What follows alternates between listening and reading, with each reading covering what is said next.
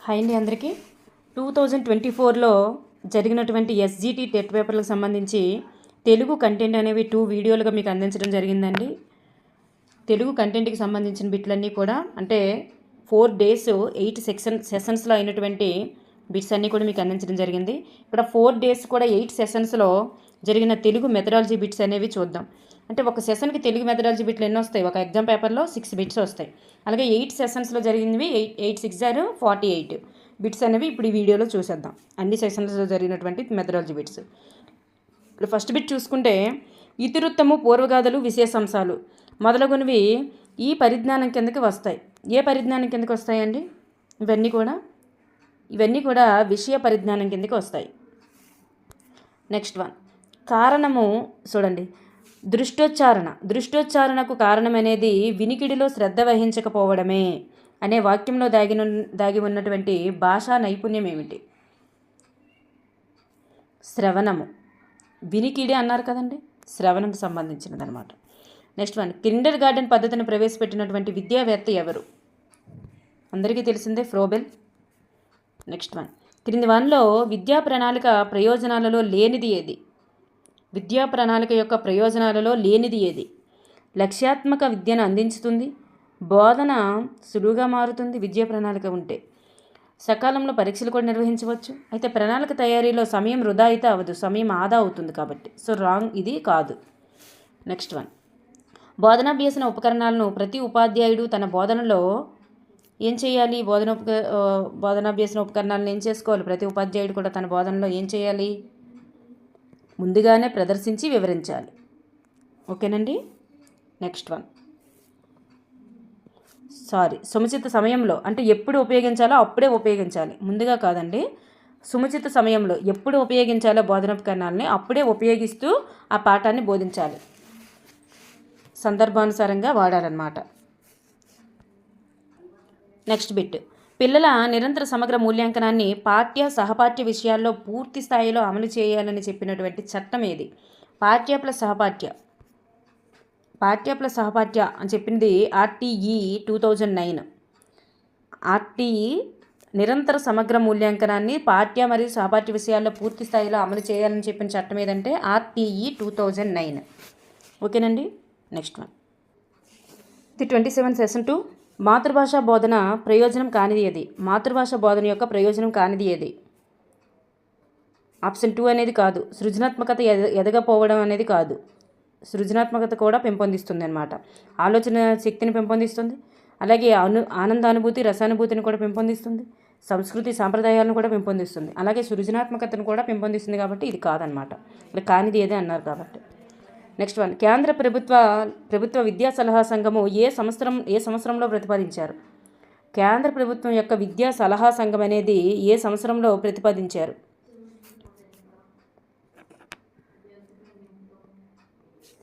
Option 2 is right answer, 1956. Next one, Bloom's ప్రతిపాదించినటువంటి కృత్యాధార అభ్యసన విధానం అనేది ఎవరి కేంద్రీకృతంగా ఉంటుంది? అందరికీ తెలిసిందే, శిశు కేంద్రీకృతమని. నెక్స్ట్ వన్, విద్యార్థి ఒక విద్యా సంవత్సరంలో ప్రాథమిక ఉన్నత పాఠశాల తప్పక పనిచేయాల్సినటువంటి కనీస పని దినాలు ఎన్ని? 220 రోజులు. నెక్స్ట్ వన్, దృశ్య బోధనోపకరణం కానిది ఏది? చూడడానికి మాత్రమే పనికి రావాలి, చూడడానికి మాత్రమే యూజ్ అయ్యేది. వార్తాపత్రికలు, కరపత్రాలు, గోడపత్రికలు ఇవన్నీ కూడా మనం చూడవచ్చు, రేడియో ద్వారా మనం వింటాం కానీ చూడలేం.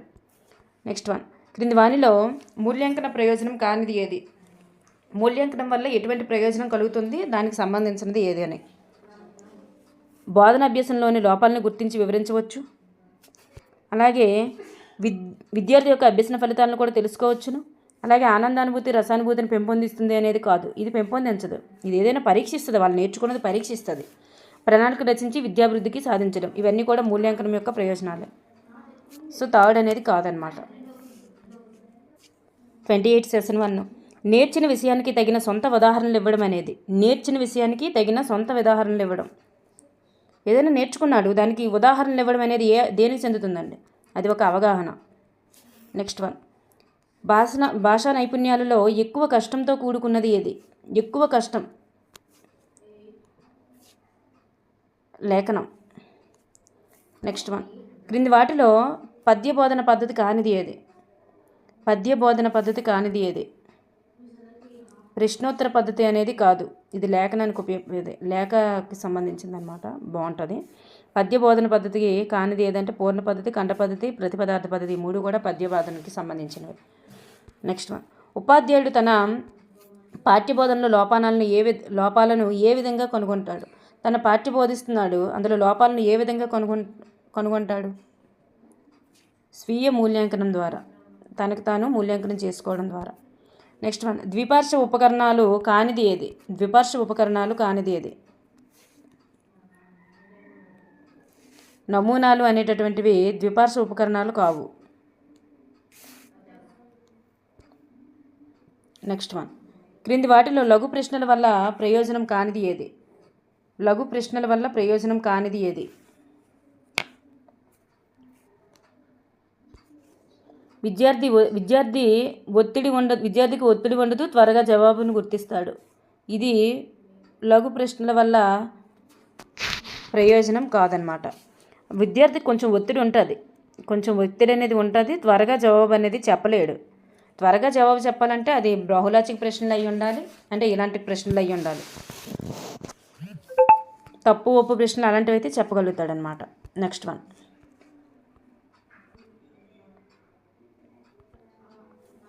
చూడండి ఇక్కడ, అంతర్జాతీయ మాతృభాషా దినోత్సవం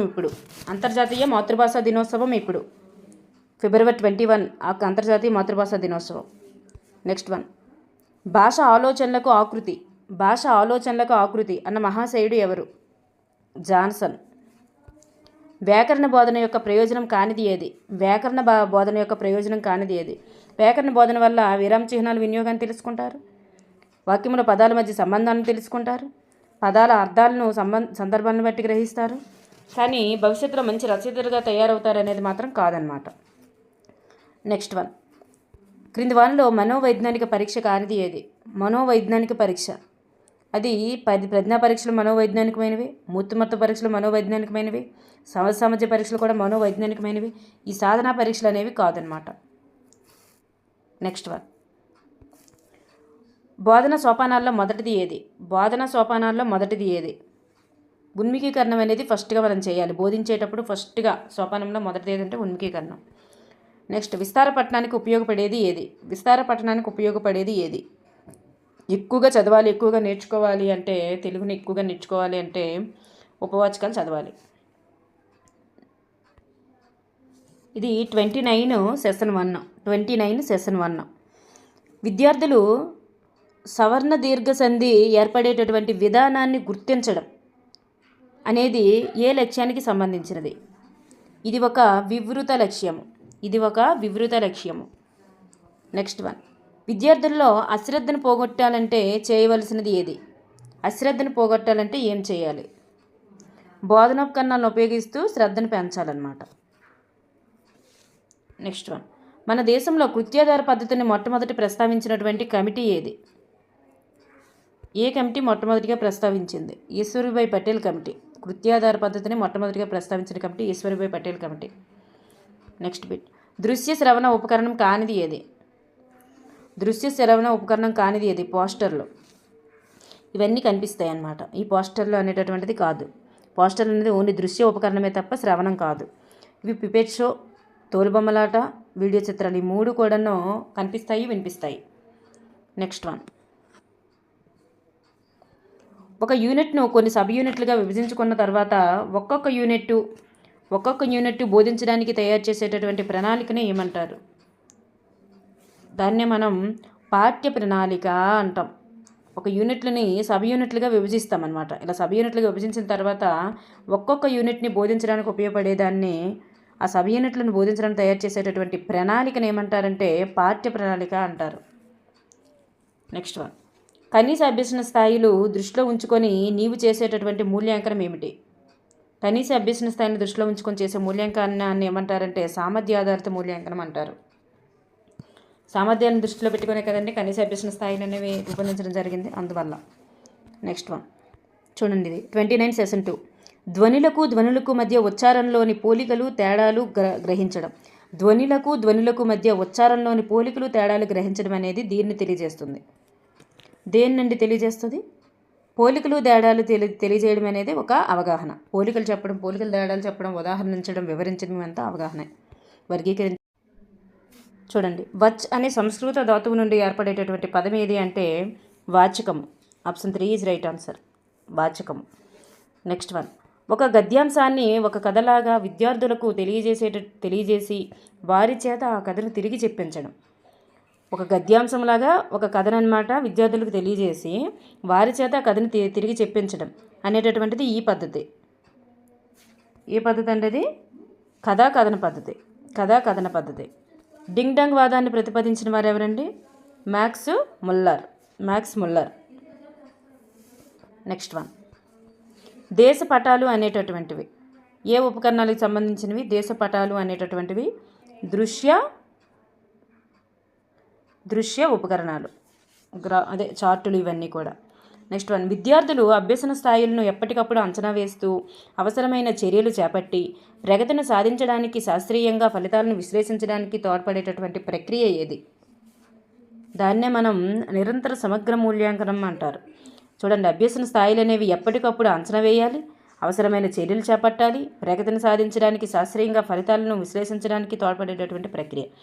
ఓకేనండి, వాళ్ళకి ఎప్పటికప్పుడు మూల్యాంకనం చేస్తూ, అన్ని రకాల మూల్యాంకనాలు చేస్తూ వాళ్ళు కొంచెం ప్రగతిని సాధించేలాగా ప్రోత్సహిస్తుంది ఏదంటే నిరంతర సమగ్ర మూల్యాంకనం. ఇది March 1 జరిగినటువంటి సెషన్ 1. లక్ష్యాలను సాధించడానికి విద్యార్థులకు ఉపయోగపడేటటువంటి మానసిక చర్యలను, ఆవయవిక చర్యలను ఏమంటారు? మానసిక చర్యలను మరియు ఆవయవిక చర్యలను ఏమంటారు? స్పష్టీకరణలు అంటారు. లక్ష్యాలు సాధించడానికి ఉపయోగపడేవండి. ఏంటవి? స్పష్టీకరణలు. నెక్స్ట్ వన్, నాటకీకరణ వలన ప్రయోజనం కానిది ఏది? అది ఆకర్షణీయమైన నటన అనేది అలవాడుతుంది, సభాకంపం కూడా పోతుంది, అంటే స్టేజ్ ఫీలింగ్ పోతుంది, విషయాన్ని బాగా అర్థం చేసుకుంటారు. అలాగే విద్యార్థులు అలసట చెందుతారంటే విద్యార్థులకు అలసట తెలియదు అసలు నాటకీకరణ వల్ల.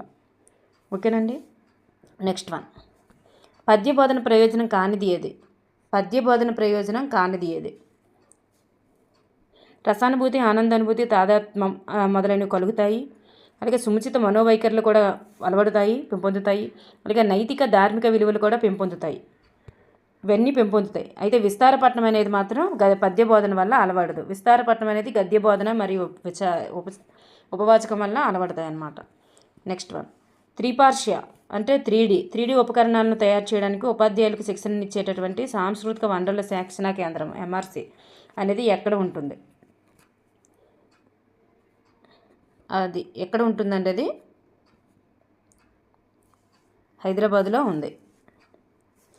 నెక్స్ట్ వన్, విద్యార్థులు జ్ఞాన నిర్మాణమే ప్రధాన లక్ష్యంగా విద్యా విధానం ఉండడం అవసరమని అభిప్రాయపడింది ఎవరు? విద్యార్థుల జ్ఞాన నిర్మాణమే ప్రధాన లక్ష్యంగా విద్యా విధానం ఉండడం అవసరమని అభిప్రాయపడింది ఎవరు? NCF 2005. నెక్స్ట్ వన్, మన రాష్ట్ర ప్రభుత్వం 1971 సంవత్సరంలో పాఠశాలల్లో పరీక్ష ఫలితాల ఆధారంగా పిల్లలను తప్పించే పద్ధతిని రద్దు చేసింది. దీన్ని ఏమంటారు? చూడండి, 1971 సంవత్సరంలో పాఠశాలలో పరీక్ష ఫలితాల ఆధారంగా పిల్లలను తప్పించే పద్ధతిని రద్దు చేసిందంట. దాన్ని ఏమంటారు? నాన్ డిటెక్షన్ విధానం అంటారు. నాన్ డిటెక్షన్ పద్ధతి. ఇది చూడండి, ఇది March 1 జరిగిన సెషన్ 2. నిర్మాణాత్మక విమర్శనాత్మక దృష్టిని రూపొందించుకొనుట అనున్నది దేనికి సంబంధించినది? నిర్మాణాత్మక విమర్శనాత్మక దృష్టిని పెంపొందించుకుంట అనేది ఇది ఒక భాషాభిరుచి. నెక్స్ట్ వన్, గిడుగు వెంకట రామమూర్తి గారి యొక్క జన్మదినాన్ని ఏ దినోత్సవంగా జరుపుకుంటున్నాం? ఇది తెలుగు భాషా దినోత్సవంగా జరుపుకుంటాం August 29. నెక్స్ట్ వన్, ఉత్తమ భాషణం యొక్క లక్షణం కానిది ఏది? దోషాలతో మాట్లాడడం అనేది ఉత్తమ భాష యొక్క లక్షణం కాదు. దోషాలతో మాట్లాడడం, అయితే ధైర్యంగా మాట్లాడడం, ధారాళంగా మాట్లాడడం, స్పష్టంగా మాట్లాడడం, ఇవన్నీ కూడా ఉత్తమ భాషణంకి ఉండేటటువంటి లక్షణాలే. నెక్స్ట్ వన్, ఉచిత నిర్బంధ విద్యా హక్కుని లోక్సభ అనేది ఎప్పుడు ఆమోదించింది? ఆగస్టు 4, 2009. ఆగస్టు 4, 2009. నెక్స్ట్ వన్, పాఠ్యపుస్తకాల విద్యా ప్రమాణాలలో లేనిది ఏది? పాఠ్యపుస్తకాల యొక్క విద్యా ప్రమాణాలలో లేనిది ఏది? ఈ చూడండి, ఈ పదజాలం అనేటటువంటిది పాఠ్యపుస్తకాల యొక్క విద్యా ప్రమాణాలలో లేదు.